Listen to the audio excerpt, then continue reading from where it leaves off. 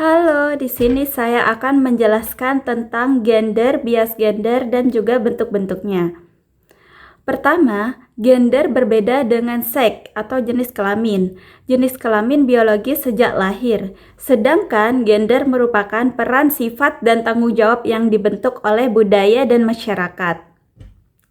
Selanjutnya, bias gender adalah perlakuan tidak adil terhadap seseorang hanya karena perbedaan gender. Bias gender membuat satu jenis kelamin mendapatkan posisi yang lebih tinggi, sementara yang lainnya sering dirugikan.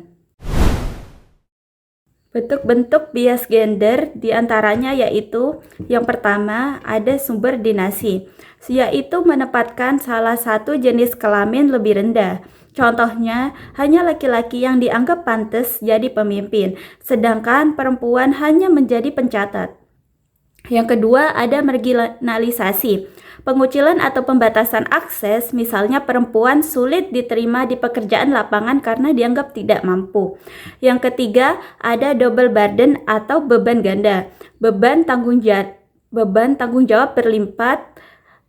Contohnya perempuan tetap harus mengurus rumah meskipun sudah bekerja di luar. Yang keempat itu ada stereotip atau pelabelan, cap tertentu yang dilekatkan pada gender, misalnya lelaki harus kuat, perempuan harus lembut. Dan yang terakhir itu ada kekerasan berbasis gender, yaitu tindakan merugikan fisik maupun psikis karena gender. Contohnya pelecehan seksual, KDRT, ataupun kekerasan dalam pacaran. Pekerjaan rumah merupakan salah satu contoh ketidaksetaraan gender yang sering banget terjadi, di mana perempuan dituntut memasak, mencuci, dan membersihkan. Sementara laki-laki sering bebas, padahal pekerjaan rumah seharusnya jadi tanggung jawab bersama. Contoh nyata ketidaksetaraan gender berikutnya yaitu ketika perempuan harus hidup dengan rasa takut hanya karena mereka berjalan sendirian. Perempuan sering merasa terancam di ruang publik, sementara laki-laki bebas bergerak tanpa rasa khawatir. Itulah bentuk nyata ketidaksetaraan gender, ketika rasa aman hanya dirasakan sebagian orang.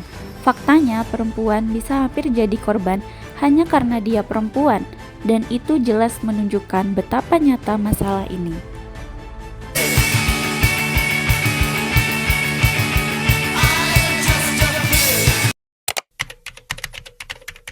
Oke, jadi kesimpulannya yaitu bias gender masih banyak terjadi dalam kehidupan sehari-hari. Bentuknya bisa berupa subordinasi, marginalisasi, beban ganda, stereotip, maupun kekerasan. Seperti yang sudah dijelaskan di atas. Semua ini menunjukkan perbedaan gender dijadikan alasan untuk berlaku tidak adil.